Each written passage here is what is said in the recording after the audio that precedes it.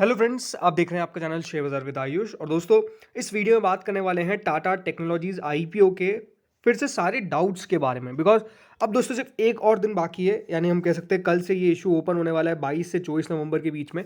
सो इस वीडियो में हम समझने वाले हैं सारे बेसिक उन क्वेरीज को, उनके आंसर्स मैं आपको इस वीडियो में दूंगा, जो भी आपके दिमाग में क्वेरी है। एंड जो इंपॉर्टेंट क्वेरीज है जो डेफिनेटली सबके अभी भी जहन में है, उन सबको हम दोस्तों इस वीडियो में क्लियर करेंगे, सम अप करेंगे। बिकॉज कल से आईपीओ ओपन होने वाला है, तो ज़रूरी ये है कि हाँ सारे डाउट्स क्लियर हो, दिमाग में सब कुछ क्लियर हो, और फिर ही देखिए आईपीओ में लगाने जाए, बिकॉज वो सबसे इंपॉर्टेंट है, राइट। तो इस वीडियो में इसके बारे में बात करेंगे, कंपनी के बारे में एनालिसिस नहीं करने वाले। इसके बाद एक ऑलरेडी हमने डिटेल वीडियो डाल रखा है, मैं लिंक डिस्क्रिप्शन में दे रहा हूँ टाटा टेक के पूरे डिटेल वीडियो की, जाके आप चेकआउट जरूर करिएगा, बिकॉज उसमें हमने कंपनी के बारे में इन डेप्थ बात करी है।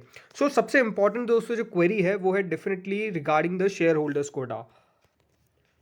और यही क्वेरी है कि शेयर होल्डर कोटा में बेसिकली लगा कौन सकते हैं। सबसे पहली बात तो दोस्तों, शेयर होल्डर कोटा में जिन लोगों को भी लगाना है, या फिर जो लोग लगाना चाह रहे हैं, एक बात आप सबको पता ही होगा कि आपके पास उसका मेल आ चुका होगा, राइट। अगर आपकी रजिस्टर्ड मेल आईडी आपने दे रखी है और आपके पास मेल रेगुलर आते हैं, तो आपके पास मेल आ चुका होगा अगर आप शेयर होल्डर कोटा में एलिजिबल है। कौन कौन एलिजिबल है? जिनके पास बिफोर, ठीक है, क्या कह रहा हूँ मैं, बिफोर 13 नवंबर, यानी 13 नवंबर से पहले पहले, यानी 13 नवंबर को भी अगर शेयर होगा तो चलेगा नहीं।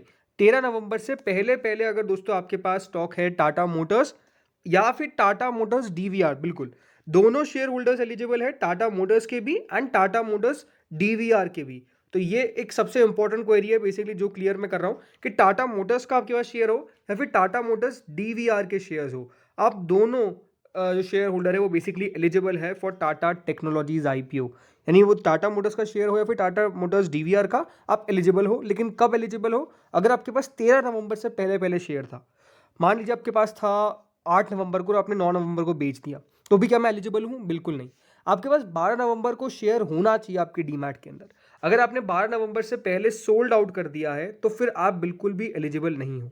दूसरी बात जो एक क्वेरी आ रही थी कि क्या सारे टाटा ग्रुप के कोई भी शेयर अगर मेरे पास है तो मैं क्या एलिजिबल हूँ? बिल्कुल भी नहीं। आपके पास सिर्फ टाटा मोटर्स और टाटा मोटर्स डीवीआर के शेयर्स होने चाहिए। ये बात इंपॉर्टेंट है। भले आपके पास टाटा पावर हो, भले आपके पास टीसीएस हो, टाटा एलेक्साई हो, जो भी XYZ टाटा कंपनी के शेयर्स हो, आप एलिजिबल नहीं हैं। आप तभी एलिजिबल है जब आपके पास टाटा मोटर्स और टाटा मोटर्स डीवीआर के शेयर है, तभी आप बेसिकली एलिजिबल होने वाले। कोई भी दूसरे कंपनी के टाटा ग्रुप के शेयर्स एलिजिबल नहीं होंगे शेयर होल्डर कैटेगरी में। और अगर आप लगा भी देते हैं तो आपका वो ऑटोमेटिकली रिजेक्ट हो जाएगा। तो कोई मतलब नहीं है पैसा फंसा के कि मैं लगा रहा हूँ, आने नहीं वाला है अगर आप शेयर होल्डर नहीं है। दूसरा क्वेश्चन मेरे पास जो बहुत ज़्यादा आ रहा था, मान लीजिए मेरे पास एक डीमैट है, मान लीजिए डीमैट नंबर 1 मेरे पास है, उसमें मेरे पास शेयर है टाटा मोटर्स के, ठीक है। मेरे पास डीमैट 2 भी है और उसमें मेरे पास शेयर नहीं है टाटा मोटर्स के, लेकिन दोनों का जो डीमैट है उनका पैन सेम है। तो मैं क्या किसी भी डीमैट से अप्लाई कर सकता हूँ? बिल्कुल। देखिए, डीमैट होना का मतलब नहीं है आपके पास आपके पैन कार्ड पे बेसिकली शेयर्स आ जाते हैं सारे, तो उसमें रजिस्टर होना चाहिए। लेकिन मैं आपको ये कहूँगा, प्रेफरेबल अगर डीमैट 1 में आपके पास शेयर है तो डीमैट 1 से लगा दीजिएगा। डीमैट 2 से भी लगाएंगे तो आ जाएगा अलॉटमेंट, उसमें कोई दिक्कत वाली बात नहीं है। बट ये बात ध्यान रखिएगा कि शेयर होना चाहिए आपके पास आपके पैन नेम में, वो इंपॉर्टेंट है। डीमैट ज़्यादा इंपॉर्टेंट नहीं है, मैं आपको वापस से ये कह रहा हूँ। हाँ ये है कि आप लगा रहे हैं, फॉर एग्जाम्पल मान लीजिए एक हस्बैंड वाइफ है, हस्बैंड के डीमैट में शेयर है टाटा मोटर्स के, और वो वाइफ के अकाउंट से शेयर होल्डर का कोटा में अप्लाई कर रहा है, तो फिर आप एलिजिबल नहीं है, बिकॉज आपके वाइफ के पास टाटा मोटर्स के शेयर नहीं है। मैं एक एग्जांपल के साथ आपको ये समझा रहा हूँ, होपफुली ये आपको समझ में आ चुका होगा, ठीक है। अब क्वेश्चन आता है कि शेयर होल्डर कैटेगरी में कितने लॉट्स हमको लगाने। तो देखिए, शेयर होल्डर कैटेगरी में कंपनी ने आपको कहा है कि आप 1 से 13 लॉट्स के बीच में लगाइए। लेकिन याद रखिए, शेयर होल्डर कैटेगरी के अंदर अलॉटमेंट कैसे होने वाला है? इन प्रपोर्शन, ठीक है। प्रपोर्शन में आपके पास अलॉटमेंट होने वाला है। प्रपोर्शन का मतलब फ्रेंड्स ये होता है कि मान लीजिए ये जो शेयर होल्डर कैटेगरी है वो कल सब्सक्राइब हो जाती है 10 गुना, टोटल मिलाकर आखिरी दिन सब्सक्राइब होती है 10 टाइम्स, ये एग्जाम्पल 10 गुना दोस्तों अगर शेयर होल्डर कैटेगरी सब्सक्राइब होती है, फॉर एग्जाम्पल आपने लगाए हैं फॉर 11 लॉट्स, ठीक है, आपने 11 लॉट्स अप्लाई करें, तो आपको श्योरिटी से एक लॉट तो मिलेगा ही मिलेगा, 2 लॉट मिल जाएंगे, बिकॉज आपने 10 टाइम्स के सामने 10 लॉट लगाए तो एक तो आपको ऑलरेडी बनता ही है, प्लस 11 लॉट लगाए तो आपको दो मतलब 2 अलॉटमेंट मिल जाए, या सॉरी आपको 60 शेयर्स मिल जाएंगे ओवरऑल। ये सिंपल सिंपल समझ लीजिए, आपके पास जो अलॉटमेंट आएगा उसमें 2 लॉट्स आपको बेसिकली मिल जाएंगे, ये आप समझ लीजिए। होपफुली आपको समझ में आ चुका होगा। अब क्वेश्चन आता है कि मैंने 13 लॉट मुझे लगाने, ठीक है मैं 13 लॉट लगा दूंगा, पर 20 गुना अगर सब्सक्राइब हो गया तो फिर अलॉटमेंट कैसे आएगा?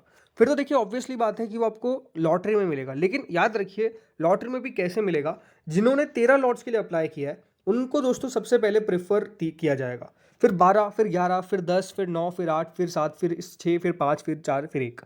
तो याद रखिएगा फिर जाके जिसने 1 लॉट लगाया है उसका जो चांस है वो सबसे पीछे है, जिसने 13 लॉट लगाया है उसको सबसे ज़्यादा चांसेस है। तो मैं आपको ये कहूँगा कि आखिरी दिन शेयर होल्डर कैटेगरी में अप्लाई करिएगा, ताकि होगा कि आपको पता रहेगा कि हाँ कितना शेयर होल्डर कैटेगरी सब्सक्राइब हो रहा है। मैक्सिमम बिड कितना कर सकते हैं शेयर होल्डर के अंदर? ओनली 1,95,000 या फिर 13 लॉट्स। एक बार ध्यान रखिएगा कि आप मैक्सिमम टू मैक्सिमम कितना लगा सकते हैं? 1 से 13 लॉट और कितना? 1,95,000। ये बात आपको ध्यान रखनी है कि इतना दोस्तों आपको लगाना है। 1,95,000 मिनिमम अमाउंट कैसे 14,250 दिखा रहा है? क्योंकि 475 ले गए। बट ये बात ध्यान रखिएगा आपको 500 पे ही शेयर्स को लगाना है, इनटू जो 30 शेयर्स है 15,000 कुल मिलाकर ऐसे है। ये मिनिमम अमाउंट जो दिखा रहा है 14,250, इसको कोई भी सीरियसली ना ले। 475 रुपीज़ के हिसाब से दिखा रहा है। आपको लगाना कितना है? 500 पे लगाना है। कट ऑफ पे लगाइए या फिर 500 सिलेक्ट करके रखिए, वो इंपॉर्टेंट है। बाकी जैसा मैंने बताया कि अगर 20 गुना सब्सक्राइब हो जाता है शेयर होल्डर कैटेगरी तो फिर 13 लॉट वाले को सबसे पहले प्रेफर किया जाएगा, उसके बाद जाके अलॉटमेंट मिलेगा। बट हाँ अगर अंडर सब्सक्राइब या फिर हम कह सकते हैं सब्सक्रिप्शन 10 गुना आ जाता है, 11 गुना आ जाता है, तो जिसने 13 लॉट लगाया उसको कंफर्मेशन है कि कम से कम आपको 2-3 लॉट्स मिल जाएंगे। इस बात का आपको ध्यान रखना है। 13 लॉट लगाए आपने और 13 गुना ही शेयर होल्डर कैटेगरी सब्सक्राइब हुई है तो डेफिनेटली आपके पास एक लॉट आने की पूरी पूरी पॉसिबिलिटी है। तो होपफुली ये भी जो डाउट है वो क्लियर हो चुका होगा। क्या शेयर होल्डर के साथ में कोई एक और एप्लीकेशन लगा सकता हूँ? हाँ, बिल्कुल लगा सकते हैं। देखिए इसी को तो फ़ायदा कहते हैं। आप शेयर होल्डर है तो आपके पास ऑप्शंस है। कैसे ऑप्शंस है? ऑप्शंस ऐसे हैं, या तो आप शेयर होल्डर प्लस रिटेल लगाइए, या तो आप शेयर होल्डर प्लस एचएनआई लगाइए, या तो आप share holder plus HNI big लगाए। ठीक है, ये आपके पास 3 ऑप्शंस है। आपके पास वो फ़ायदा है तभी तो उसको बेनिफिट कहेंगे। सिर्फ शेयर होल्डर कैटेगरी देते फिर तो सिर्फ वो तो 10% है। नहीं, आपके पास एक और ऑप्शन है कि आप शेयर होल्डर प्लस रिटेल। अब रिटेल में भी एक बात खास ध्यान रखिएगा, आईपीओ जो है वो अनडाउटेडली फुली सब्सक्राइब होने वाला है रिटेल के अंदर। तो क्या मैं अगर रिटेल में 13 लॉट लगाऊंगा तो मेरे चांसेस ज़्यादा होंगे? बिल्कुल भी नहीं। रिटेल में अलॉटमेंट है ऑन द लॉटरी बेसिस। ठीक है, लॉटरी बेसिस पे है तो आप मैक्सिमम टू मैक्सिमम कितने लॉट लगाने? सिर्फ एक। रिटेल के अंदर अगर आप लगा रहे तो 1 लॉट लगाइए, बिकॉज ज़्यादा लॉट लगाने का मतलब नहीं है। फॉर एग्जाम्पल आपने लगा दिए 4 लॉट, आपको शेयर्स मिलेगा सिर्फ 1 लॉट का अगर अलॉटमेंट आ भी रहा होगा। तो उस बात का ध्यान रखना है। एचएनआई के अंदर आपको पता ही है कि 14 लॉट्स के लिए आपको अप्लाई करना है, और अगर आप बिग एचएनआई में करें तो 68 लॉट्स के लिए आपको अप्लाई करना रहेगा। 68 नहीं 66 दिखा रहा है, और जो भी हो मतलब 10 लाख से ऊपर की जैसे आपकी बिड निकलेगी तो बिग एचएनआई में आपको उस तरीके से लगाना है। तो होपफुली दोस्तों जो इंपॉर्टेंट डाउट्स हैं वो क्लियर हो चुके होंगे। अब एक और जो डाउट मेरे पास नया निकल के आ रहा है वो है कि क्या मैं एम्प्लॉय कैटेगरी में भी लगा सकता हूँ? देखिए एम्प्लॉय कैटेगरी के अंदर सिर्फ कंपनी के एम्प्लॉयज़ लगा सकते हैं। आपके पास ज़रूर वो जो मेल आया है उसके अंदर लिखा हुआ है एम्प्लॉय कैटेगरी ऑल्सो, वो एम्प्लॉय कैटेगरी के लिए ही भेजा गया है उन एम्प्लॉयज़ को जो काम करते हैं। आपके पास आ गया बिकॉज कंपनी ने एक ही मेल भेजा होगा मेरे हिसाब से, राइट? तो टाटा टेक्नोलॉजीज़ में जो एम्प्लॉय है उन्हीं के लिए वो एम्प्लॉय कैटेगरी रखी गई है। ज़्यादा आपको ये नहीं समझना कि मेरे लिए भी एम्प्लॉय कैटेगरी है, बिल्कुल भी नहीं है आप लोगों के लिए एम्प्लॉय कैटेगरी। और मेरे पास ये क्वेश्चन आ रहे थे कि मैं टाटा ग्रुप की इस कंपनी में काम करता हूँ तो क्या मैं एम्प्लॉय कैटेगरी के अंदर आऊँगा? तो वो तो आप अपनी कंपनी से पूछिए ना कि आपकी कंपनी की क्या गाइडलाइंस है, क्या आपको दिया गया है शेयर होल्डर में, ये किसी और को कैसे पता हो सकता है? तो उस बात का होपफुली आपको पता होगा। बाकी ये है कि एम्प्लॉय कैटेगरी में अगर आप कंपनी काम नहीं करते कंपनी के अंदर तो बिल्कुल भी ना लगाएं, कोई मतलब नहीं है, पैसा आपका वेस्ट हो जाएगा।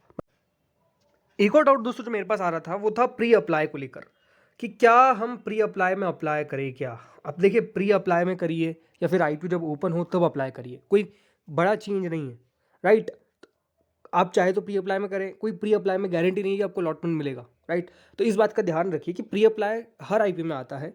जिनके नहीं आ रहा है कोई चिंता वाली बात नहीं है, और जिनके आ रहा है अब अगर अप्लाई कर भी दिया है तो कोई उसका वो 100% नहीं कि आपको अलॉटमेंट मिलेगा ही मिलेगा, राइट? जैसे आप अप्लाई करते हैं नॉर्मल, तो उस बात का ध्यान रखें। ये आप पे डिपेंड करता है आप किस तरीके से आईपीओ में लगाते हैं। मैं तो कहता हूँ आखिरी दिन लगाइए, जिस तरीके से सब्सक्रिप्शन आता है उस हिसाब को देखकर। तो होपफुली आपको ये सारे डाउट्स क्लियर हो चुके होंगे, मतलब आपको अलॉटमेंट नहीं आएगा। होपफुली ये सब कुछ समझ में आ चुका होगा आपको। अब लेट्स सी कल कितना सब्सक्रिप्शन निकल के आता है, कितना ये इशू भर पाता है। नो डाउट ये सबसे ज़्यादा चर्चित आईपीओ है और इस आईपीओ को लेकर डाउट्स भी काफ़ी ज़्यादा है, और इसलिए मैंने सोचा कि एक पूरा कंप्लीट वीडियो बना दिया जाए ताकि जो भी इंपॉर्टेंट डाउट्स हैं वो सबके क्लियर हो जाएंगे। डेफिनेटली उससे पहले भी हमने वीडियो बनाया था, उसमें भी हमने क्लियर किए। जो कोई एडिशन होता है उसको भी हमने देखिए इस वीडियो में ले लिया, जैसे वो एम्प्लॉय वाला। ये होपफुली आपको सब कुछ समझ में आ चुका होगा। याद रखिएगा, प्रोपोर्शनल बेसिस पे किस पे अलॉटमेंट है, only in share holder category.